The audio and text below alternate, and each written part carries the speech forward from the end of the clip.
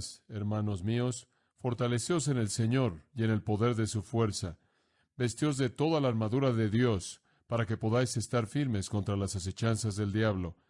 Porque no tenemos lucha contra sangre y carne, sino contra principados, contra potestades, contra los gobernadores de las tinieblas de este siglo, contra huestes espirituales de maldad en las regiones celestes. Por tanto, tomad toda la armadura de Dios, para que podáis resistir en el día malo, y habiendo acabado todo, estar firmes.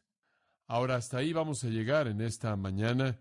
No vamos a agotar todo lo que hay en esos versículos, pero permítame recordarle brevemente el contexto al comenzar.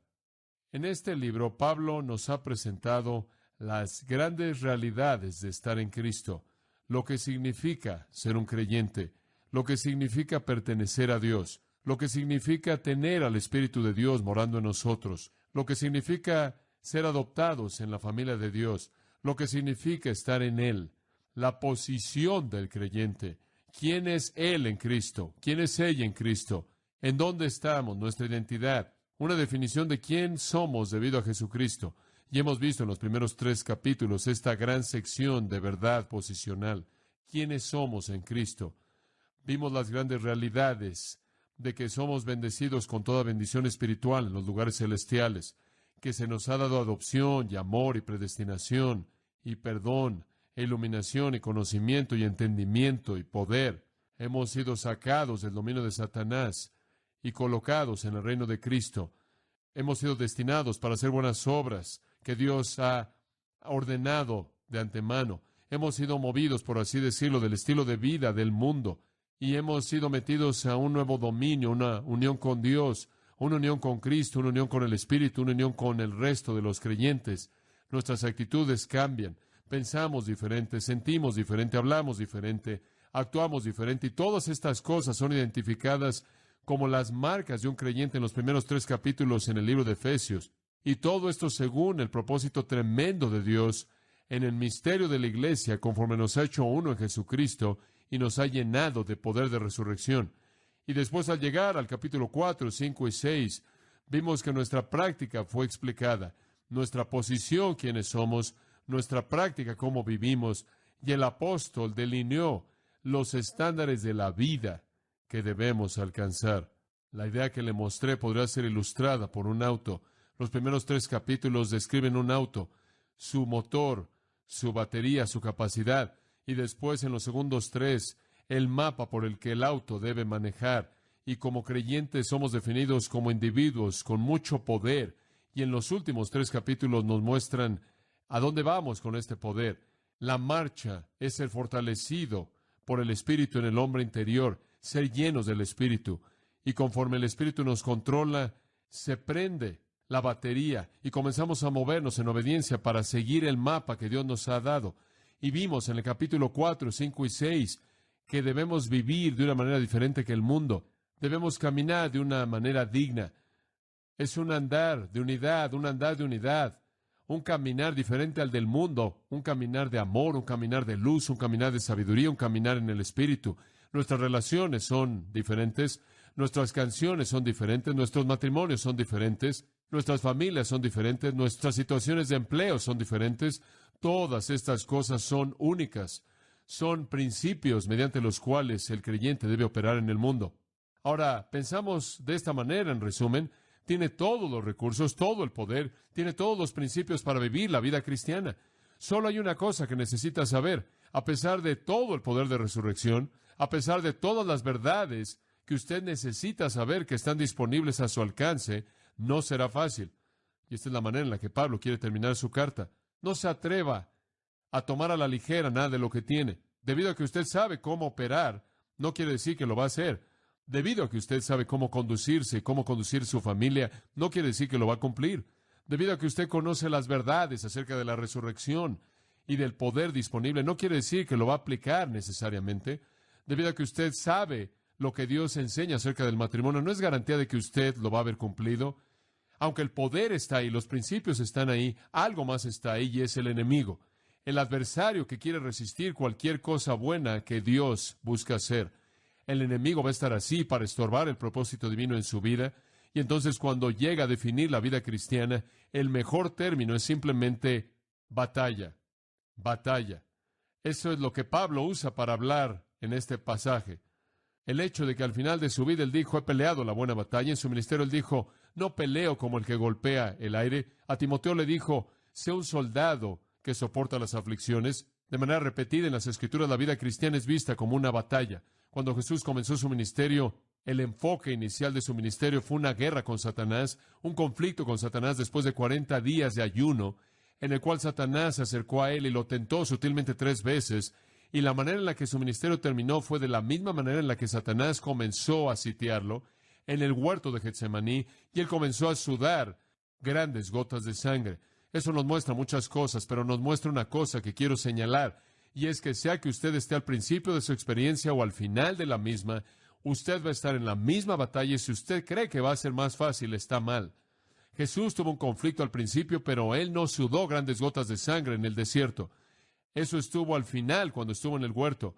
Si hubo algo, fue una intensificación de los esfuerzos del enemigo conforme Cristo se acercó más a cumplir sus metas. Me acuerdo cuando era joven, alguien me dijo, ¿sabes una cosa? Debes comenzar a dar testimonio porque entre más lo haces, más fácil se vuelve. Eso no es verdad. Entre más eficaz se vuelve usted, Satanás trabaja aún más. La gente me dice, has estado predicando por tanto tiempo que debe ser fácil. No es más fácil de lo que fue antes, es igual. Algunas veces, de hecho, es más difícil.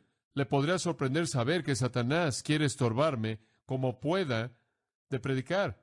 Peleo ahora más para tener tiempo para estudiar de lo que jamás peleé en mi vida. Digo, es temprano por la mañana, tarde por la noche, y estoy haciendo lo que puedo porque hay tantas cosas que Satanás quiere que haga para atacar la prioridad de enseñar la palabra de Dios. Y después me golpea, usted sabe, a veces me canso. Me desperté esta mañana y me quedé viendo al techo y el primer pensamiento que vino a mi mente fue, oh, no, es domingo, tengo que volver a predicar. Es la verdad, quería quedarme dormido. Y pensé, oh, si tan solo estuviera enfermo, no muy enfermo, nada más lo suficiente para no predicar, pero no lo suficientemente enfermo como para no poder salir a algún lugar o ir a jugar golf. Y después tuve este pequeño tiempo de oración y dije, Señor, esto no es el nuevo yo, este es el pecado que está en mí. Y ya para cuando corregí mi pensamiento y desayuné, no podía esperar a salir de la puerta para llegar aquí, pero no es más fácil porque es siempre una guerra.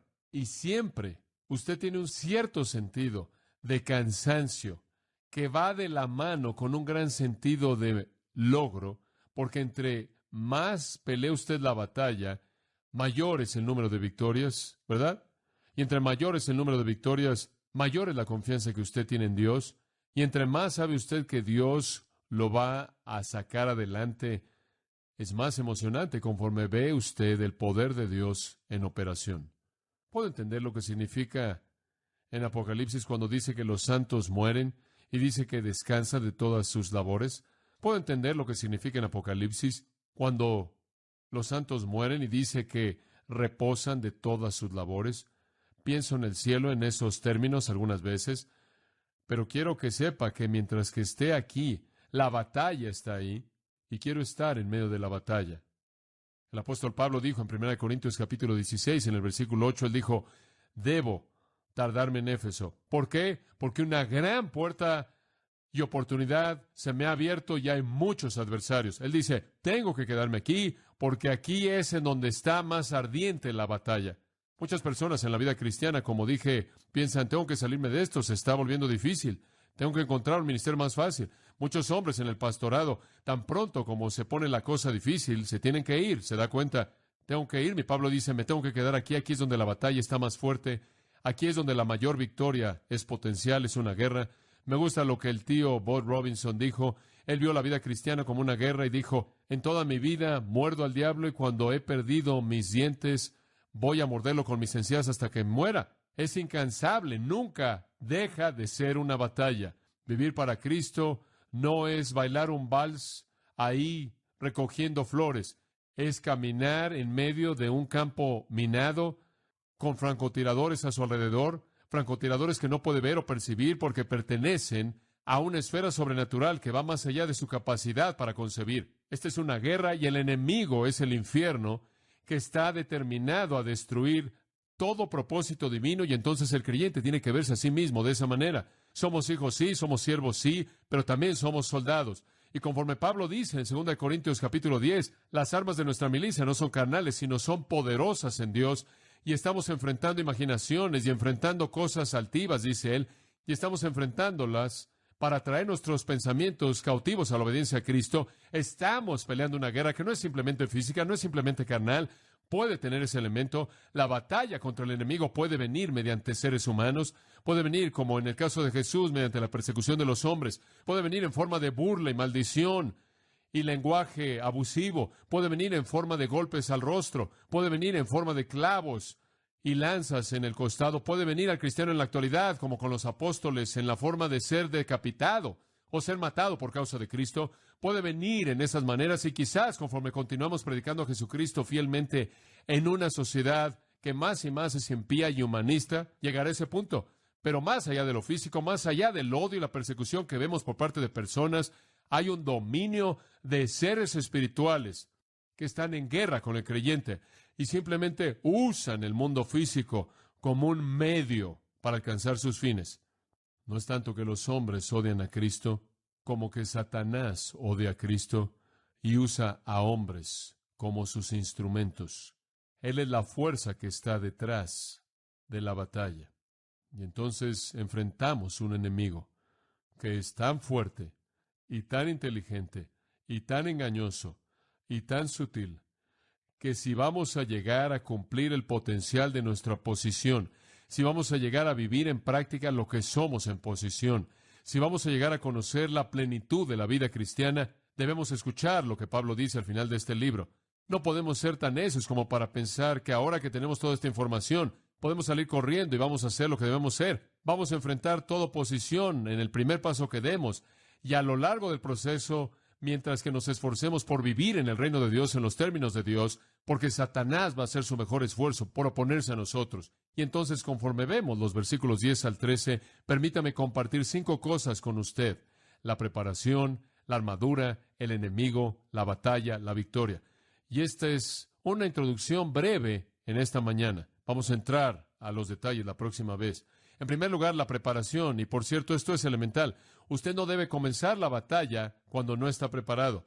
Usted no debe, en cierta manera, andar ahí, no alerta, y de pronto a la mitad es derrotado antes de que despierte y se dé cuenta de que está en guerra. Entonces, la preparación viene primero, y esta es la palabra de Pablo en el versículo 10. Por lo demás, y él dice eso porque es el último en sus temas primordiales en el libro. Hermanos míos, usa ese término porque él quiere identificarse con ellos en la lucha. Fortaleceos en el Señor y en el poder de su fuerza. Como un principio general al vivir, dependan de la fortaleza de Dios. Eso es lo que él está diciendo. Como un estilo de vida, hermanos míos, dependan de la fortaleza de Dios. Notará 2 veces que él usa la palabra en el Señor y en el poder de su fuerza, y esa es una realidad cardinal en el libro de Efesios. Estamos en Cristo, somos uno con Él, su vida es nuestra vida, su poder es nuestro poder, su verdad es nuestra verdad. Somos uno con Cristo en Él, y entonces es en Cristo que somos fuertes. Es en Cristo que su poder se vuelve nuestro poder. Y por cierto, no importa qué tan fuerte sea nuestro enemigo, y veremos qué tan fuerte es en un momento, su fortaleza es superior. No puedo evitar el pensar en la iglesia en Filadelfia en Apocalipsis capítulo 3, y habla de esta iglesia como una buena iglesia. De hecho, es una de las 2 de las 7 iglesias a la que no se le da ninguna condenación. Esta fue una comunidad justa de fe, y nuestro Señor les dice: tendrán una puerta abierta frente a ustedes. Esta fue una iglesia que estaba alcanzando a otros, una iglesia que fue bendecida por Dios, y después en el versículo 8 dice: y tienen un poco de fortaleza. Y sabe lo que es hermoso acerca de eso, es el hecho de que aún un poco de fortaleza preserva la iglesia. Dios es mucho más poderoso que Satanás, al grado que un poco de la fortaleza de Dios es suficiente para vencer a todos los enemigos. ¿Se da cuenta? Mayor es el que esté en vosotros que el que esté en el mundo. Y tan infinitamente mayor que la cantidad más pequeña de poder divino puede vencer a la cantidad más grande del poder del infierno y del enemigo. Y entonces la fortaleza es nuestra en el Señor. En Filipenses 4:13, Pablo dice: todo lo puedo en Cristo que me fortalece.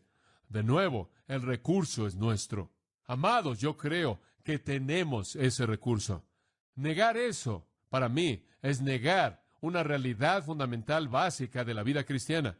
Por no decir nada de ir en contra del pensamiento de Pablo y Efesios capítulo 6. Yo creo que en la cruz Jesucristo dio un golpe mortal a Satanás, como ha registrado en Hebreos 2:14, lo destruyó aquel que tenía el poder de la muerte. Yo creo que todo lo que tenemos que hacer es entrar en esa victoria. Escuche, si Cristo derrotó a Satanás en la cruz y yo estaba en Cristo, entonces yo derroté a Satanás en esa misma cruz. Y así como Satanás ahora está sujeto a Cristo, así también Satanás está sujeto a mí. Así como Él está bajo sus pies, como dice Romanos, Él está bajo mis pies. Yo creo que es un enemigo derrotado. Yo creo que Él no puede reclamar de manera justa a un creyente. Romanos 8 dice, ¿quién acusará a los escogidos de Dios? Debido a que Dios es el que justifica, y si Dios me ha declarado justo, y si Dios ha ganado la batalla, y si Dios tiene la victoria en Jesucristo, entonces esa victoria es mía, y Satanás no tiene poder para resistir el recurso de resurrección que mora en la vida de todo creyente. El punto es este: estamos en una guerra, pero no hay razón por la que perdamos y no hay razón para temer. El recurso divino nos pertenece. Timoteo, como un joven en el ministerio, había llegado a temer. Había sido sitiado por los deseos pecaminosos que rodean a los jóvenes. Él había sido rodeado por personas que estaban hablándole falsa doctrina y eran muy fuertes en lo que estaban haciendo. Él estaba siendo inundado por su propia timidez, de tal manera que literalmente se avergonzó del testimonio de Jesucristo. Él se avergonzó de su compañero en el Evangelio, el amado apóstol Pablo, quien lo había discipulado, y en medio de estos sentimientos terribles de timidez, de temor, de una falta de amor, vergüenza, deseos pecaminosos y todas estas cosas, el apóstol Pablo lo llama en 2 Timoteo 2:1 y le dice, esfuérzate en la gracia que es en Cristo Jesús. Timoteo, no hay razón para esto. Tú reclama la fortaleza que es tuya. Y en el capítulo 1 él dijo, Dios no nos ha dado espíritu de cobardía, sino de poder y de amor y de dominio propio. El punto es este: no hay cristiano, no hay momento en su vida en el que necesita sentir que ha perdido la batalla al enemigo. Dios nos ha dado en Cristo el recurso para la victoria. Aquel que es poderoso para hacer todas las cosas mucho más abundantemente, más allá de lo que pedimos o entendemos, según el poder que actúa en nosotros. Ahora, el hecho es que podemos ganar. Sabemos que vamos a ganar la guerra al final porque Cristo nos ha dado la victoria. No hay sentido alguno en el perder las batallas a lo largo del proceso, pero hay algunas cosas que necesitamos saber. En primer lugar, necesitamos tener nuestra fortaleza en el Señor. Y en segundo lugar, tenemos que tener puesta la armadura. Oímos mucho acerca de problemas demoníacos en la actualidad. Los cristianos supuestamente deben estarse preocupando por cómo se libran unos a otros de los demonios. Hay mucho de lo que se llama en la actualidad exorcismo cristiano, que es totalmente opuesto a las Escrituras. No hay palabra de esto en las Escrituras. De hecho, no hay incidente en todas las Escrituras en donde los demonios jamás fueron expulsados de un creyente en ningún momento, en ningún lugar. Cuando Satanás es enfrentado, él es enfrentado en términos de dos cosas. Una, la fortaleza del Señor, y dos, la provisión que Dios ha dado a todo creyente en Cristo. Siempre es así. Los rituales y los exorcismos y todo eso se oponen a las Escrituras. ¿Por qué? No necesitamos eso, porque el recurso está ahí. Eso es lo que quiero que entienda. Está ahí. En Efesios capítulo 1, en el versículo 19, habla del poder hacia nosotros que creemos. ¿Qué tipo de poder? Poderoso. Mucho poder. ¿Qué tan fuerte? El poder que resucitó a Cristo de los muertos y lo levantó y lo colocó a su diestra en los lugares celestiales, por encima de todo principado y poder y dominio y todo nombre que es nombrado no solo en esta época, sino en la venidera. ¿Qué tipo de poder tenemos? El poder que conquistó la muerte en la cruz, el poder que conquistó la muerte en la tumba, el poder que exaltó a Cristo a la diestra y colocó a todo ángel y demonio en el universo bajo sus pies. Ese es el poder que tenemos. Ese es el poder hacia nosotros, de tal manera que le digo que todo creyente tiene un recurso dentro de él, que él o ella tiene para enfrentar a Satanás sin importar qué ataques el diablo pueda traer, pero en base a algunas condiciones. Una, que su fortaleza es en el Señor, no en sí mismo. Dos, que él cumpla las condiciones de la armadura, la provisión que Dios ha hecho. Y entonces la preparación, amados, significa que reconocemos que en el Señor el poder está disponible. Colosenses 1:10 dice, para que andéis como es dignos del Señor, para agradarle en todo, dando fruto en toda buena obra y aumentando en el conocimiento de Dios, fortalecidos con todo poder, según su poder glorioso. Tenemos todo poder, toda fuerza, según su poder glorioso. Cristo, quien nos ha librado del poder de las tinieblas y nos ha trasladado al reino de su amado Hijo, nos ha dado este poder. No hay creyente que no puede enfrentar a Satanás en términos de poder de la resurrección disponible en Cristo.